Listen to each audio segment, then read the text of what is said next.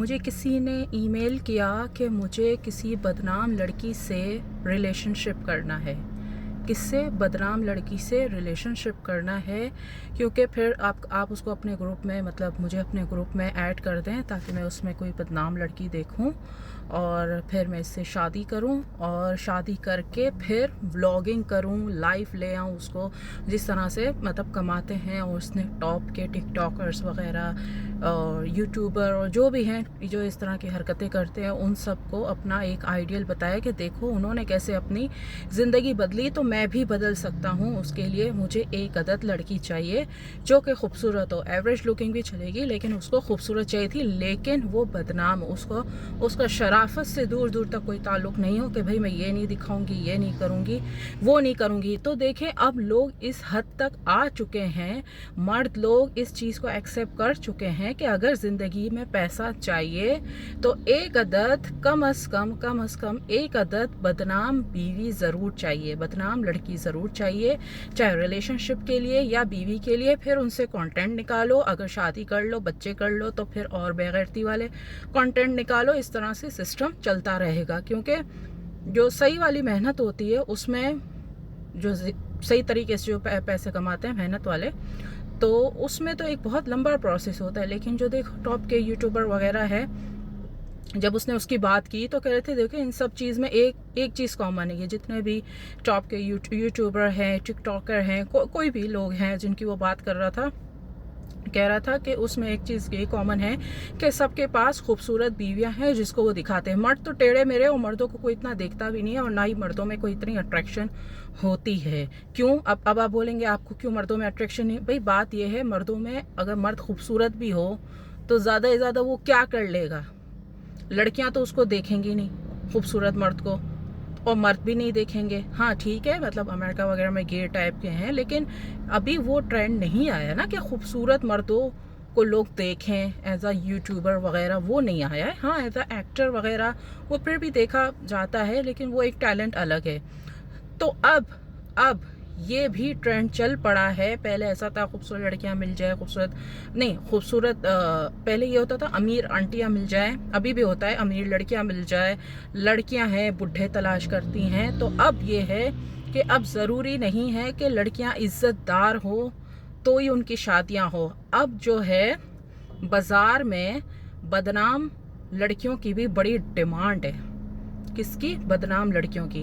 अब वैसा नहीं है, अब जो है ना, कोई ऐसा नहीं कह सकता सुनो बेटी तुम इज्जत में रहोगी, तुम्हारा रिश्ता होगा, वरना बदनाम हो जाओगी। नहीं, बदनामी के प्राइस अलग हैं, बदनामी की डिमांड अलग है।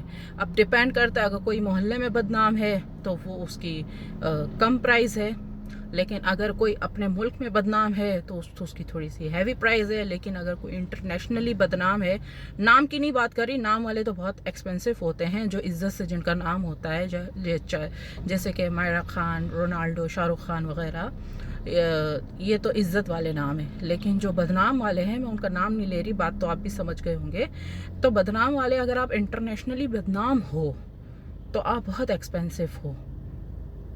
अब वो ट्रेंड नहीं है कि आप इज़्ज़त के मारे आप अपनी इज़्ज़त छुपाओ वरना आपको रिश्ता नहीं मिलेगा, आप ज़िंदगी भर कुंवारी रह जाओगी, ये रह जाओ।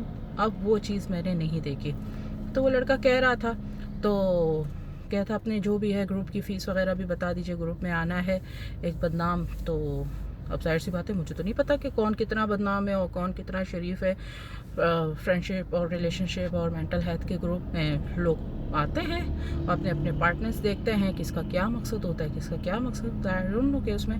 लेकिन अब ज़माना इस हद तक आगे चला गया है कि लोग अपने हालात बदलने के लिए ऐसी ऐसी लड़कियों से मतलब शादियां करने को, खुशी से शादियां करने को तैयार है, उनसे बच्चा पैदा करवाने को भी तैयार है ताकि मज़ीद कंटेंट मिले उसको और मर्दों के पास ले जाए। जैसे बराकी सावन के साथ हुआ, एक इसने 20 साल छोटे लड़के से शादी की, आदिल से, वो फेमस हुआ, वो व्लॉगिंग वगैरह कर रहा है। तो यही होता है कि लोग जो है वो बेवकूफ़ बनाते हैं अपने से बड़ी उम्र की औरतों को, या बदनाम लड़कियों को बेवकूफ़ बनाते हैं, उनसे अपना फेमस हो जाते हैं, उनके ज़रिए व्लॉगिंग और लाइव वगैरह ले आते हैं। तो भाई करते रहो, मुझे क्या है, करते रहो। अगर आप लोग को ये लगता है कि ये चीज़ आगे बढ़ने के लिए ठीक है तो यही करते रहो। और ज़ाहिर है जो इन लोग के इन्होंने जिनको अपना आइडियल माना है तो बकौल इनके कि वो भी ऐसे ही अमीर हुए हैं, ऐसे ही उन लोग का नाम हुआ है, तो आप भी ऐसे ही करते रहो